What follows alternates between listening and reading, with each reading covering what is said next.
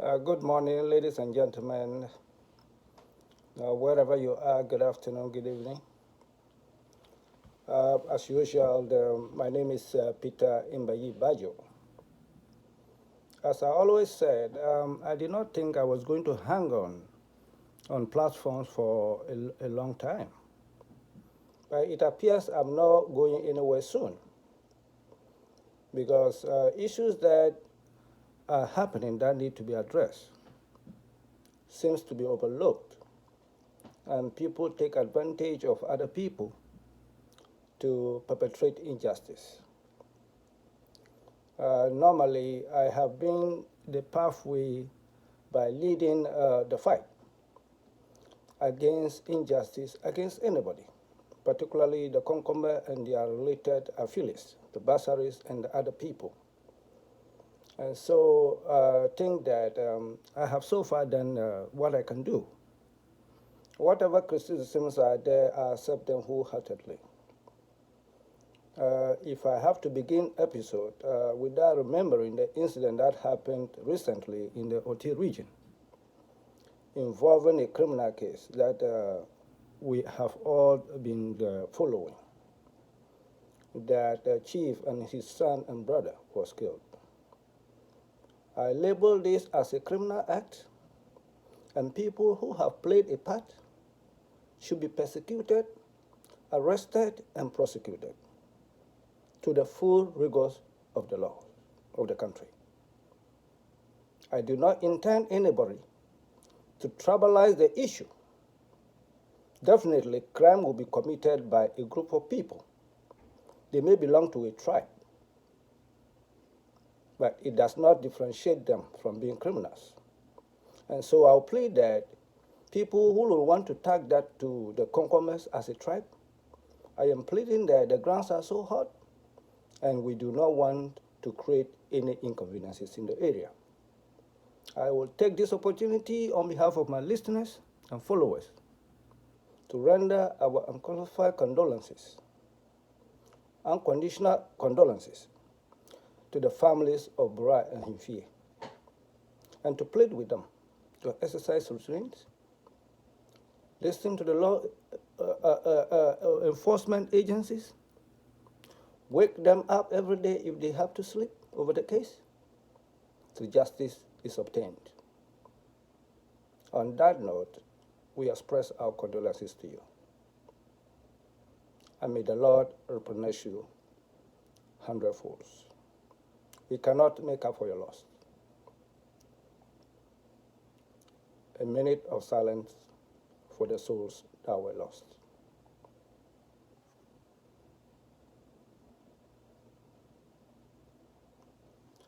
Thank you, everybody, and welcome back to the main issue why I am here today. Yes, sometimes I do not want to go political, but it seems that people in authority, especially the politicians, are those that are perpetrating injustice against people. I do not want to believe that, but that has been the trend. Either they assist other people to perpetrate injustice or they lead the injustice against people. Injustice can be any form. Corruption can be any form. I addressed that earlier. I'm not going to go to it. But today's episode is going to be centered on a particular district or constituency where I come from. Those who have been following my episodes have by now know where I come from. But I'll say it again. Tatali Sangol District. My name and information is up there, but I'll mention it again. Peter Imbayi Bajo. This issue that I'm coming to relates to events happening in Tatali Sangol in terms of politics and development. First, I will lay down the history of political parties from the time that I grew up to date. And by the time I finish, people will then know why I do not belong to a particular political party. Even though I appreciate the efforts of all political parties and their functionaries, I respect them. I applaud them for what they do if it is good. I will criticize them if they go wrong. Most of these issues that are coming out, you will see praises. You will see hard criticisms. I do not care who takes what. But at the end of the day, what I am looking for is that the politicians should know that they are coming to serve. They are not coming to be served. But what we see in Africa and Ghana is the opposite. Yes, it's the opposite. Sometimes I blame the political system that we have created because we do not contribute anything politically in terms of finances to finance these people. And so when they get into positions, they feel that they have bought us, they bought their way there, which is true. Because we ask them for little gifts that we can afford, unnecessary gifts. So when they pay their way up to the top, what do you think they are going to do to us? People have to stop that and be independent. Politicians don't have enough themselves. So when you put pressure on them, they will go and borrow. And when they win, whatever development projects that were supposed, or developmental projects that were supposed to be given to you, they would divert the income to pay off their loans. I cannot testify to that, but I know that these are some of the things that are happening. Yes, so I always said my age, I'm reaching 49. I'm getting to 50. Very soon I'll be 50. And so if I haven't seen anything at all, that will be pre-independent and after independence, all the way to 1973. I wasn't anywhere near this earth. So from that time on to the 1979 upwards, the uprisings and the rest, I was a child and I witnessed everything. So I will dwell mainly on two political parties, that is two major political parties, and the subsidiary ones that haven't been able to gain grounds yet. When I was growing up in the late 70s, which is around 78, 79 to 80, what I grew up to was that there was going to be election after the 1979 uprising. It was going to be turned to a civilian rule. The two major political parties that I do wake up to and remember, the leading ones were the PMP and the UP. I do not know whether it was the UP. I did not get time to find out. But I know that the candidate for that party, which is today's MPP, was Mr. Victor Owusu. The slogan that went with the party was popular, the Popular Party. So I don't know which one was actually the name for the party because I was very young. But I follow events critically. Why? Because the gentleman who created the party, or who was the leader of that political party in my area, my village, Dondoni, was Mr. E.K. Bio, alias Obangbalu. This gentleman happened to be the first teacher who created the RC primary school, which I was the beneficiary. I was the pioneers, among the pioneers. Very young, of course, but I followed my cousins who were much older than me a little bit. But I followed them all the way to Form 4, and I was the youngest. Maybe the least was 2 years apart. So they were much clever than I was, but I didn't give up. And my father was, I don't know whether he was zonal chairman or whatever. He was very popular. He was also for Dr. Hillel Leman's party. I think that was the PMP. So our houses were just adjacent. The teacher's house, Mr. E.K. Bio's house, was facing our house. So when we come out, we face each other.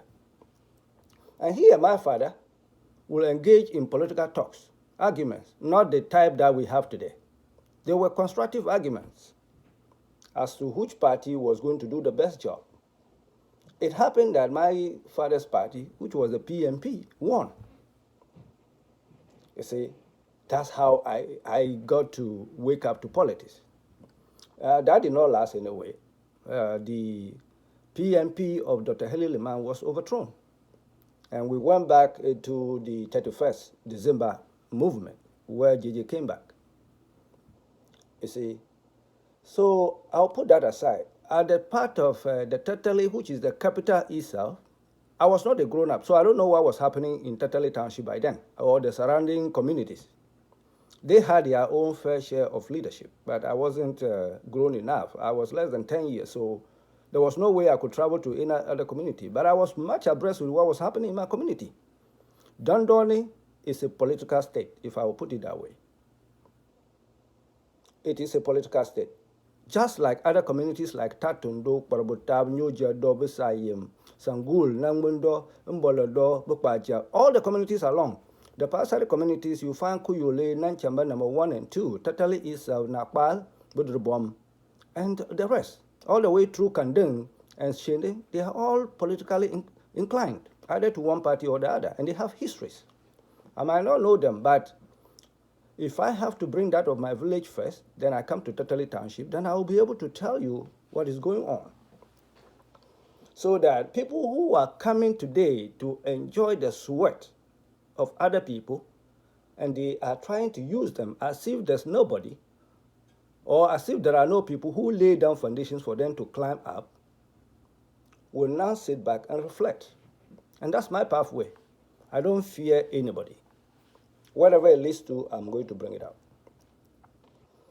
So that aside, so when the NDC, which was the PNDC, took over, there were a whole lot of people, the CDRs and whatever, I don't know the names, the militia people.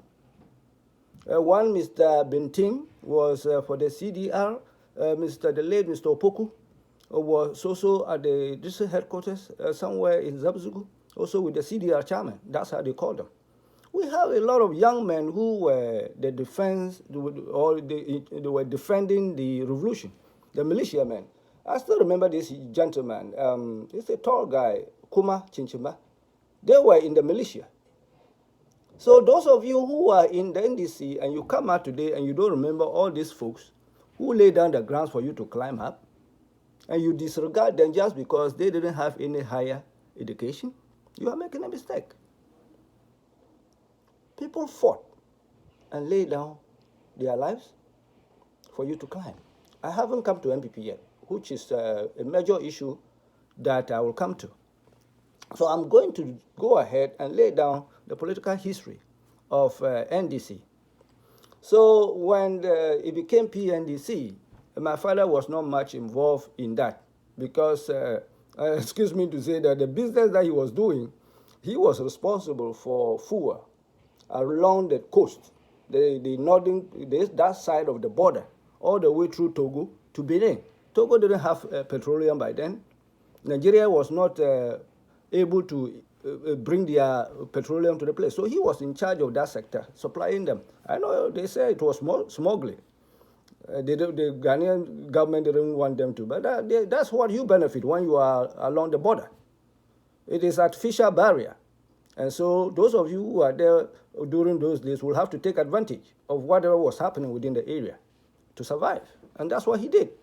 Maybe that's why he became so much popular. My late father, Bajo Mbayi, may your soul rest in peace. As a result of your hard work, that's why we are able to sit down today and be able to address issues. You live an exemplary life, and may your soul rest in peace. Now, he was not much involved in the PNDC because the PNDC was seen to be against his practice of smuggling. Yeah, but since he was a political person, he didn't mind.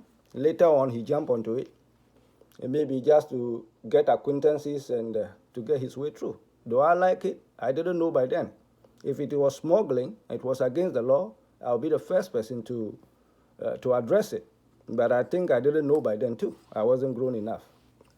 And so that's how they survived. Now, when it was changing into democracy or democratic rule in 1992, those of us in that area, my father still remained the zonal chairman for the, I think now they say police station chairman in my area. I didn't come to Tatali yet. So when you come to Tatali area, we had this gentleman, the late Mr. Jackson. They were very much involved. The late Honorable J.B. Mohammed. We have Mr. Bintim, James Bintim. We have Honorable John Cooper. Those were the elites. If I come to people who actually fought for NDC and established NDC, by then it was Zabzugu Tatali constituency or district. There was nothing like Tetale Sangu leading up to 1992. So you have these people, Unumpula Unanjira.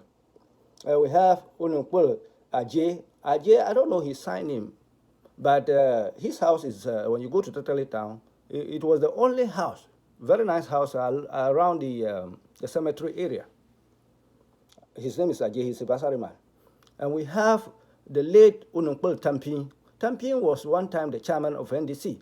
His son, that Tampin I'm talking about, his son was the recent Honorable Achampon Tampin, the former MP for Tetele Sangul on the ticket of NDC. So when you see people coming up, then you know the roots. They didn't just jump into politics without any roots. See, they have people lay down the rules for them, so they followed. Now, if I mention and I forget, Mr. Indab Samson was not an NDC man. He was a PNC, a very potential candidate, a unifier. But because of internal events along that, they have this popular thing. This one is from Kuyuli, this one is from Nakbali, and that not. The gentleman didn't get anywhere in his political career. He was a very good man, very nice man, knowledgeable, but he didn't get anywhere. If he knew and had aligned with either NDC or MPP by then, he would have been a former either Minister of State or Honorable MP. May his soul rest in peace, a very gentleman. He taught me in the middle school. Now, I didn't finish with them. I may not be able to mention everybody. You see, so the young ones who were among them by then were the intellectuals, Mr. Oboro Point, Latin, Thomas.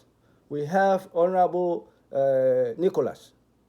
I don't know his sign name, Beniji or something, yes. The former DCE when the Tetele Sangul constituency was created. Then we have the late John. He was also from Kandem. And a whole lot of people. I apologize to those people who I may not have mentioned your names. But then it was so Zabzugu Tatali. So there was this rocking as to power wrangling with our fellow brothers, the government. There is a politics of tribal politics everywhere, which I didn't like. I would like people to vote people into power based on who they are, what they are able to fight, to bring to the table. Whether they are from the minority tribe, they are Zongo people. I know Zongo are few everywhere we went during the Tele, but they have contributed so much to the political happenings in the district. And so, if I do not forget, one Mr. Intebel Williams, alias Ayo, he was so much involved as the young ones in the politics of NDC. I remember when they were building the office, party office in Zabzugu. He had just traveled abroad, and he was able to sponsor the party chairman, and they call him Chairman Manchili, Zungu Manchili, Chairman Manchili. He sent money to him, and they built that office, the NDC office. I'm just on the NDC now. I'll come to MPP. So that people should remember, maybe one time when these people rise up, when they come forward and they are looking for political power, they are not strangers.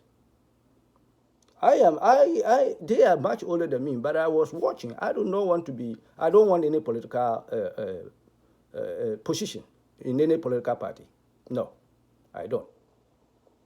I will not change my mind today. I will not change my mind tomorrow. I will support any candidate who I feel that has the ideology to relieve the people, the suffering of the people. Whether you are NDC, you are MPP, I will commend you. But now I'm on the NDC. So I will take NDC all the way to where we are before I now address the inconsistencies and injustices happening to people. So that is that. So when it came to, and if I now take to the other areas, Mr. Nasser Pin Jacob, he is from Tatondo. He was so much involved in politics.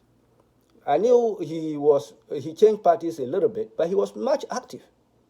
He was also PNC at the beginning. And people know him, so much involved. See, other communities have their own. When you have this gentleman, Mbangam, yes, they were the NDC gurus. I'm just on NDC now. So those of you who play so much role that I didn't mention your name, not that I know. I can't mention everybody. So that just to let the young ones know that when they get political power now, they should not forget that people laid down this. All this while we were under Zabzugu. It was Zabzugu totally. You see? And I didn't forget the first MP of Zabzugu totally, Honorable Jagr Kukpa, John Jagr Kukpa. Very nice gentleman. Unbiased, untribalistic. He helped anybody that came his way. And if I sit down here and say I did not benefit from this gentleman, I'm lying. Whatever happened after they have become figures after 8 years or 4 years, whatever behaviors they put forward is not my problem. If it benefited them, good luck. If they fail as a result of that, good luck, which I will come to. But I'm not there yet. Very good man. See, they were for the NDC. How that gentleman came to be the first MP, only a few people know. 4 people, including myself. One is deceased, the architect. You see, I told you that I do not like tribal politics. There was this wrangling at the headquarters. That is, the district headquarters was Zabzugu. Mr. Sam Rock was the PNDC secretary, who I think later on became the DC when that was what I know. So there was this power wrangling as to the governments want to take everything. They want to take the MP, they want to take the DCE-ship. Concomers and bursaries were not recognized. Until I believe that the bursaries fought their way somehow, and they had to present Mr. Jackson and Mr. Late Opoku, both late. You see, that didn't work out. And so the only opportunity that surfaced was the Concomers should also present a candidate. And the late J.B. Mohammed, may he so rest in peace. I know that people have a whole lot of problems with him getting to the latter days. That is politics. I don't think he was a bad man. Yes, I don't think so. Because politics is full of inconsistencies.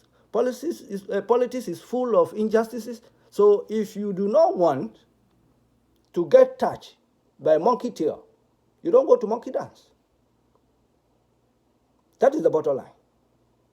So I don't want to get touched by a monkey tail. So I'm not going to go into monkey dance because I don't want to be a political leader. If I become a political leader or I intend to go in there, then I should be prepared for anything. So there's history surrounding this late Honorable MP as to what he did. I don't think he was a bad man because he did a lot for the district. Those of us who know him can attest. May his soul rest in peace. I am not going to go into what happens in the latter days of what and what. No. But what I do know he played a major part in putting NDC on a sound footing. And I'm not sure if he ever told the Honorable MP, JB, no, not JB, Jagri Kukpa.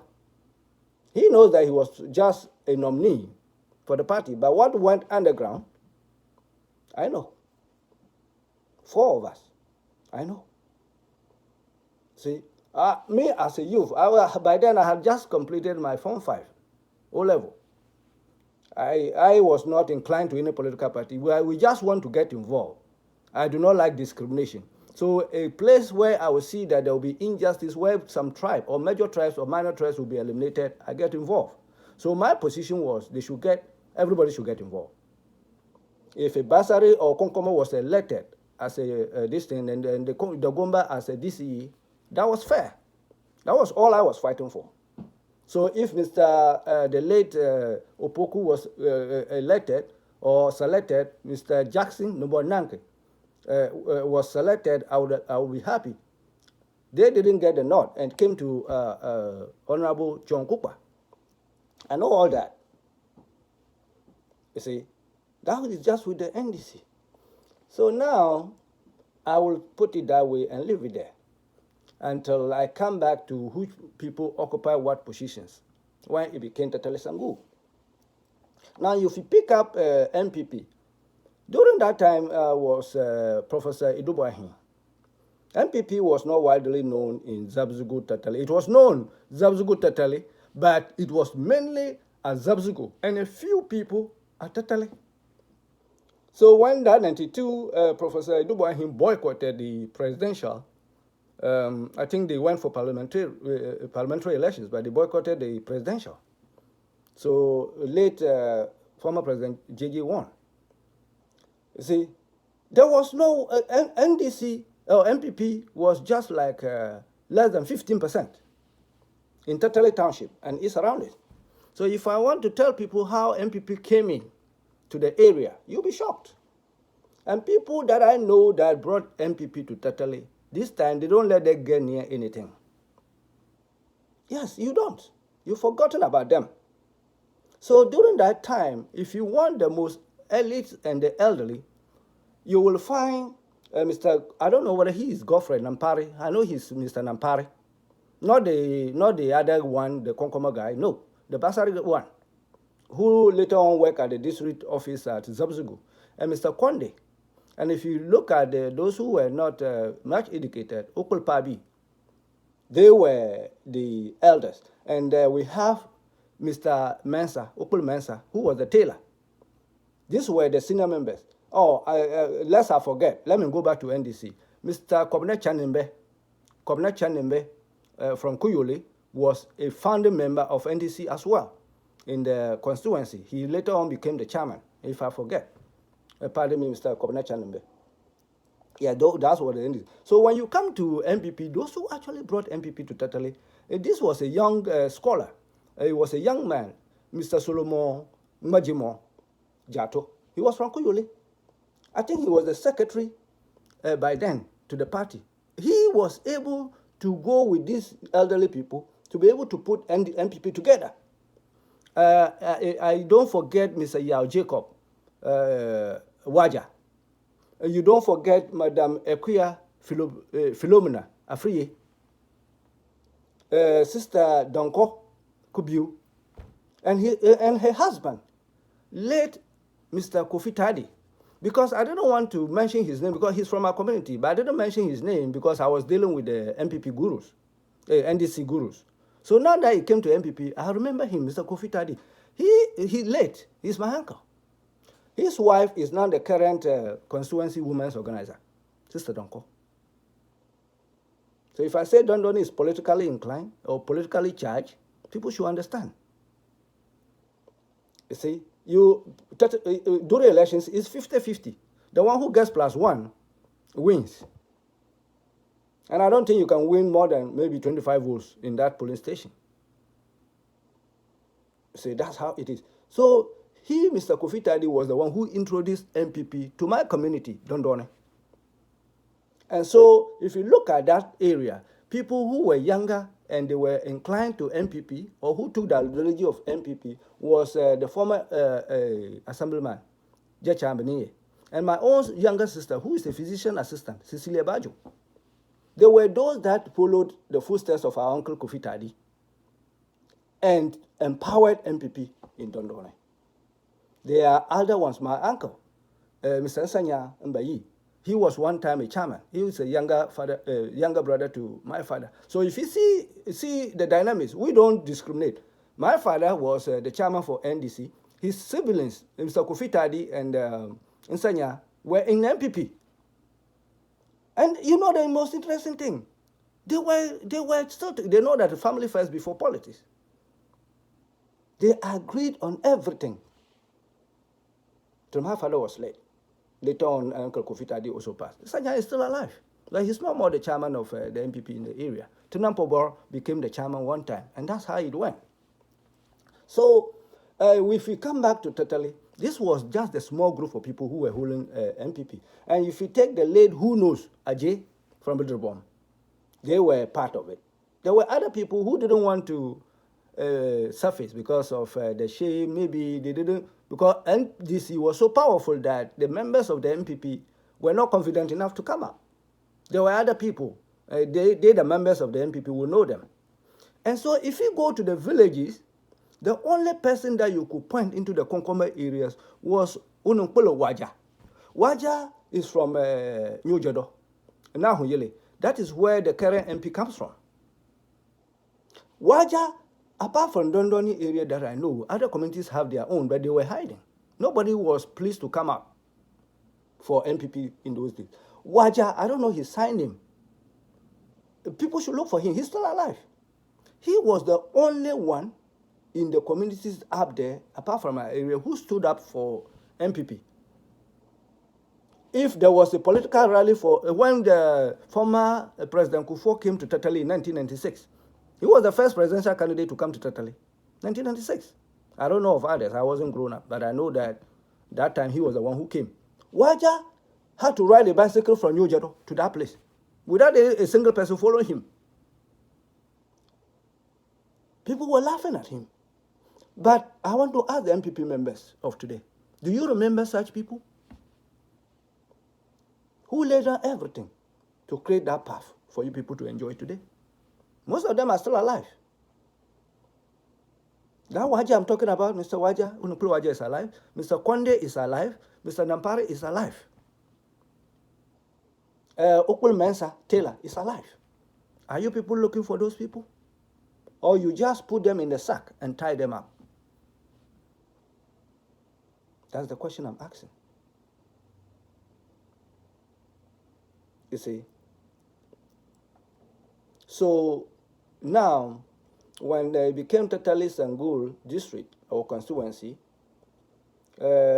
Nicholas, his last name, I do know his last name, but I forgot. He's from Kanding. He was the first DCE for Tatali Sangul during the Mills Mahama regime. So in 2012, that they were going for the elections, I think the candidacy on the side of NDC was late J.B. Mohammed, who won the primaries over Mr. Thomas Oborpoin. I understand Mr. Thomas Oborpoin went solo as an independent candidate and was very powerful, more than the late J.B. Mohammed and the current DCE, Cecilia Wum. Cecilia Wum, who later on won the elections. And a very weird circumstance, which I am not the person to discuss, but it's all over. The rumors are there. So it was alleged that the late Mohammed, JB, paid off some of the agents that were watching for the independent candidate, because the independent candidate was leading the two of them with a very big margin. So it was alleged that the late J.B. Mohammed saw that there was no way he could come closer. So even if he pays his way off, it wouldn't pay off. So he rather paid the agents of the independent candidate, who was lured to a certain place, and allowed the electoral officials, who were very corrupt, to manipulate the figures on behalf of the current DCE. I cannot say that, but a lot of people know, which one of them even confessed before he passed on. And so if you are taking my word for that, it might be rumors, but there's no smoke without fire. It is all over, and people know that. So if it is not true, I was following that elections, because that's where I'm from. I'll make sure nobody does anything untoward to create any panic or discomfort or any kind of conflict. So I understand that just like Tain, Kutumane was the last place to be voted because they voted late because of rain. It was not accessible. So as at that time that they were going to vote there, the independent candidate, who was Mr. Thomas Oborpoin, Latin, was leading all of them. The NDC, his contender, the NDC guy, he even led them over 5,000 votes or so. But the other gentleman, he was leading them from between 500 and 700 votes. The current Sicilian woman, who is the DCE. And so they had collected those ones, and they were now going to vote at Ketemane, just like they did in 10. And the total votes at Ketemane were less than 250.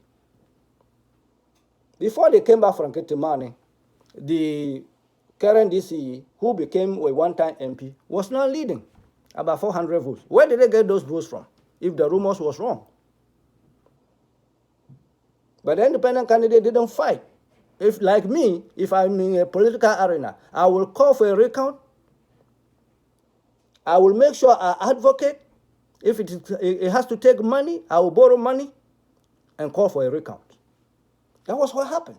It is true. It is clear. People were complaining. I said, well, I am not going to be touched by a monkey tail, so I'm not in a monkey dance. So I'm not the right person to talk about it. But I'm talking about it now.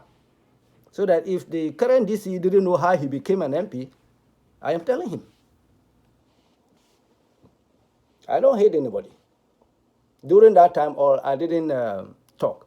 Even then, in 2012, the former DC for Hafanosof, Menu Baladu, Honorable Menu Baladu, was in that contest for Tetali Sangu. Because that's where he comes from too. He's a Basari. And so the current DCE, I am on him today because he has done a lot of things that I did not want to talk about, and now he brought himself again. So I am going to bring all those deeds and lump it up, and people should look at him and see if he's the right person to be there on behalf of the MPP. At the end of the day, MPP, you risk. I know for these 2 years, he's not going anywhere as a DCE. But can he continue in any way as any candidate in the future for MPP? I doubt that. Because this one was appointment. It was not an election. That's why they gave it to him. But if these things had come out, if I had laid all these things out for MPP to listen, I don't think he would have been a good person for you people. And if you make a mistake and retain him, if you win in 2024. I don't predict who wins. I'm only telling you that if you win, I don't think you will retain him. Because at the end of this clip, those who are listening will know what I'm talking about. So in that 2012 primaries, like I said, my own sister, my family is a dynamic family. So sometimes I'm the oldest among the siblings, siblings of my siblings. Right now, as I'm telling you, my younger brother, Solomon Mabi Bajo, is the vice chairman of NDC, vice constituency chairman of Tetali Sangul. That's my younger brother. My younger sister, who is a visitor sister, has been involved in MPP politics since 2012. To the extent that in 2012, she contested the current DCE in that 2012 primaries. Like I said, Honorable Balalu was in that contest. This DCE attacked Honorable Balalu and called him a stranger, and that he was a greedy man and had won elections in Ahafano, South for 8 years, and now ran out here to contest. If he was a stranger, who were you by then? Are you not a stranger? I am 50 years old. I attended my primary school in Tatali, Sangul district. That is Dondoni. I came to middle school for 4 years in Tatali, LA, middle school. I didn't know you. Fine, you grew up somewhere in the South. I don't care. Yes. But you were not anywhere near the struggle. Nobody knows you there or knew you before 2012. I stayed there. I finished my secondary school, still stay there. I finished my A-level, still stay there.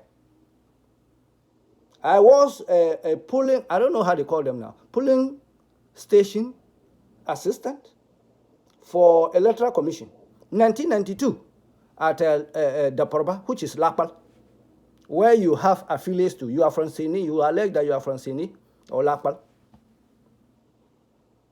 But nobody knew. You show me one classmate of yours, and I will believe that you are from there. No single classmate. And you had the audacity to question or to insult Honorable Menu Baladu that he was a stranger. If he was a stranger, well, you are so greedy that you use that to the ignorance of the people to win. During that election, my sister bought a motorcycle for her campaign. At the end of the day, they all rallied together. You didn't even have a bicycle when you came. You didn't even have a bicycle for your campaign. My sister gifted that motorbike to the district office, constituency office. And that was what they used to carry you in and out during your campaign. I don't know whether at the end of the day you even have, and she came down to campaign for you, even though she lost the primaries with you. But for the sake of the party, she came down to campaign for you. You won that election. I don't know the last time you took a phone to look for such people.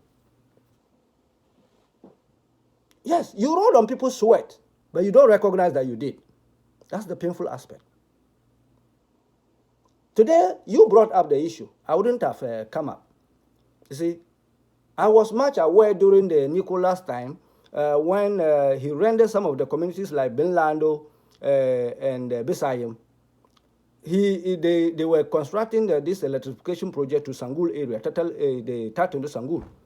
This high tension pole flew over Benlando people and Bisayim people. As a result of that action during the NDC time, as a result of that action, it has become impossible for those communities to be graded or to be upgraded to the national grid or attached to the national grid, because they will have to get a separate contract that will supply them with transformers, even though high tension pole flew over them. That was the action of Nicholas. In my village, we were told that we were off-road by, is it 1 mile or 2 miles from off-road, so they could not have branch to our community to put electricity there. I don't know when now Honorable Mbomba, MP for Tetele Sangul and Deputy Foreign Minister, when he became a DCE after he lost the 2016 elections. I don't know under what separate contract he did. My community had light, and most communities, like Sangba, Parabota, and New Jado all, that were deemed inaccessible. And me, for example, to be frank with you, if you gave me 10 years to be able to complete those projects, I wouldn't have been able to do it. But he did that. Less than 3 years, he was able to connect those people to electricity. You see, that's how people look at other people differently. So if you, Nicholas, I don't know whether yours was out of, is it discrimination, tribalism, or whatever, I don't know. Or you had political interest. I heard rumors that you said if they wanted electricity, they should follow Honorable Achampong by then. Because I understand that the gentleman who was contesting him, who is a chartered accountant, also from has layers to my community, was contesting him. So you use that. You think that because he is from one of those communities, the people will vote for him in the primaries. You use that against them. The gentleman lost the primaries. Achampong won the primaries. He won the elections. But did you create a dent that you may have lost votes from that community? No doubt. Because they will never forget.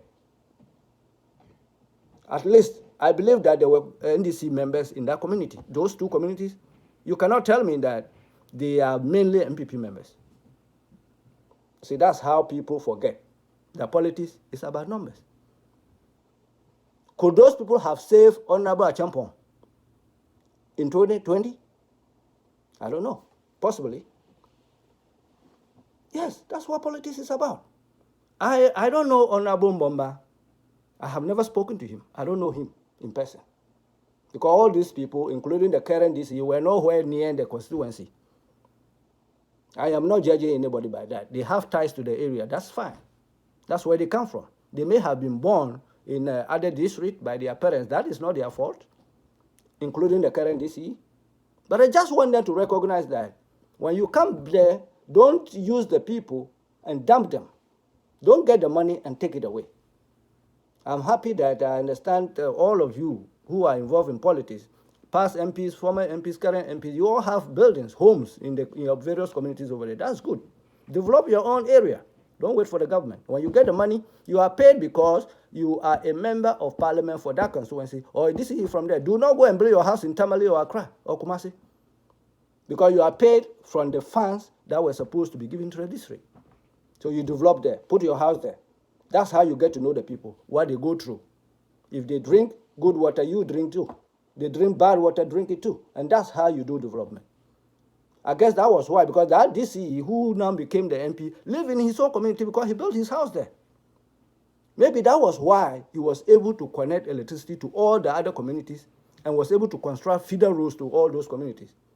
I am not his political agent. When he goes wrong, I'm going to criticize him. So far, he hasn't, in my view. So far, he hasn't. But this current one has been so tribalistic that it's sickening. Why am I saying this? I just had a report last week, and I apologize to government functionaries, the top officers that I contacted on this case, whether you have been able to help or you are in the process of being able to help. I have a platform. I just told you that I do not want to end any person's political career if they are doing good. I have a very big platform. It's not, you look at it and you think that if I send out my video, you look at those people who view it.